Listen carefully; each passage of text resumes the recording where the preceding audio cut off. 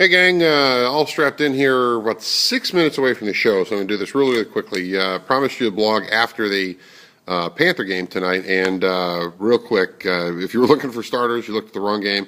I mean, a bunch of the guys didn't even go to Pittsburgh, which is fine, which is what I had said, what I had hoped for going into that game. But the guys did play. I mean, you have to give some hat tips. Teron Poole hadn't seen much time in the preseason and did a nice job. Armin Smith had a nice game, did some good things.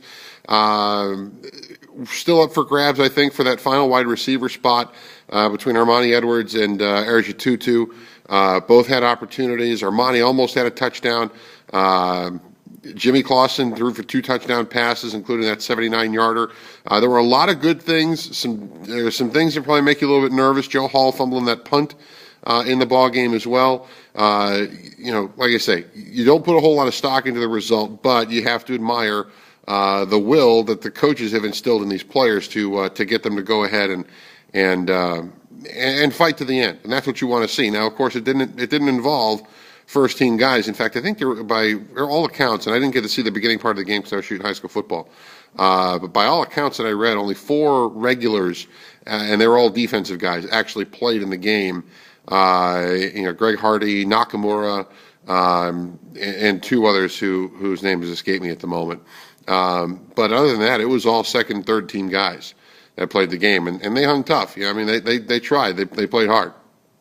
I still think that the position battles are going to come down. I mean, the coaches have decisions they've got to make now, and it won't be easy. I think that this is really the biggest challenge now for the coaches, is finding those remaining 12 guys or so, whatever it's going to take to fill out the roster, and get to 53, and then the practice squad guys to fill out that unit. But overall, I think it's a successful preseason for Carolina. First team offense still has things they got to clean up. First team defense has to get better, but they showed improvement. They showed flashes. No, forget. I mean, the first team defense is missing John Beeson. He's hoping to be back in week 1. The first team offense didn't play. They played without Steve Smith for tonight, and or for Thursday night, I should say. And they also played without him for most of the game after he hurt his foot against Miami. After Miami, he didn't play against the Jets. So you're missing him for your first team offense. I mean, you start adding those pieces back, and I think you're going to see that this team is better off when you have all the arsenal. So that being said, 2-2 in the preseason. It doesn't matter; they don't carry over.